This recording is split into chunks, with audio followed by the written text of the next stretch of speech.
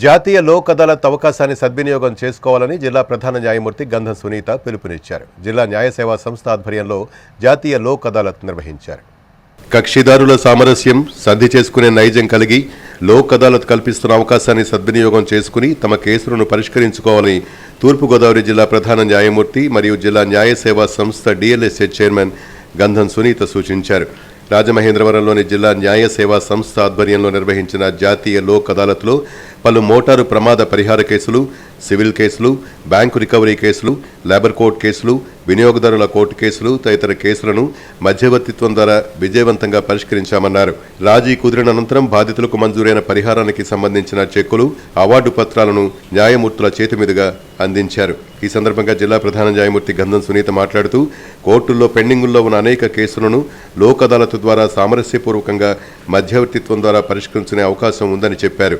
కక్షిదారులు పంతాలకు పోకుండా పరస్పర అవగాహనతో రాజీకి రావటం ద్వారా సమయం, ఖర్చు రెండూ, కోర్టుల విలువైన సమయం కూడా ఆదా అవుతుందని అన్నారు. ఉమ్మడి తూర్పుగోదావరి జిల్లా వ్యాప్తంగా కోర్టుల్లో పెండింగ్లో ఉన్న కేసులలో మధ్యవర్తిత్వం ద్వారా రాజీకి సాధ్యమయ్యే కేసులను గుర్తించి ఈ లోక్ అదాలత్లో ఇరుపక్షాలతో చర్చించి సమ్మతి లభించిన కేసులను పరిష్కరించడం జరుగుతుందని అన్నారు.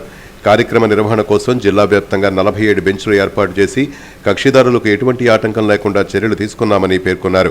లోక్ అదాలత్ ద్వారా పరిష్కారమైన కేసులలో లబ్ధిదారులకు పరిహారాన్ని నేరుగా వారి బ్యాంకు ఖాతాల్లో జమ అయ్యే విధంగా చర్యలు తీసుకుంటున్నట్టు ప్రధాన న్యాయమూర్తి తెలిపారు. జాతీయ లోక్ అదాలత్ ద్వారా కేసులు వేగంగా పరిష్కారం అవటం వల్ల బాధితులకు న్యాయం త్వరితగతిన అందుతుందని, ప్రజలు ఈ అవకాశాన్ని సద్వినియోగం చేసుకోవాలని జిల్లా న్యాయ సేవా సంస్థ ప్రతినిధులు సూచించారు.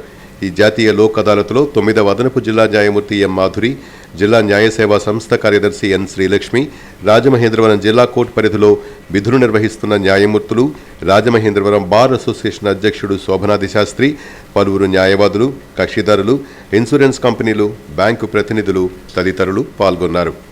ఫైనాన్షియల్ గా ఎంత ఇబ్బంది పడతారు అనేది మేము దగ్గర నుండి చూస్తాం. వాళ్ళ సాక్ష్యం చెప్పడానికి వచ్చినప్పుడు అలాంటి వాళ్ళు కొంచెం అమౌంట్ తేడా ఉంది మాకు వద్దు అనుకోకుండా త్వరగా మీకు అమౌంట్ అనేది వస్తుంది కాబట్టి ఇన్సూరెన్స్ కంపెనీ వాళ్ళు కూడా ఇప్పుడు ఇమీడియట్ గా ముందుకొచ్చి మీకు సెటిల్ చేసుకున్న 1 మంత్ లోపే డైరెక్ట్ గా మీ అకౌంట్స్ లోనే అమౌంట్ వేయమని చెప్పి కూడా సుప్రీంకోర్టు వారి ఆదేశాల ప్రకారం ఆ విధంగా మేము డిపాజిట్ చేస్తున్నాము. మాకు ఈ అమౌంట్ రాలేదు. ఒక పాల్ట్రీ అమౌంట్స్ కోసం మీరు కేసెస్ ని సంవత్సరాల తరబడి సాగదీస్తారు.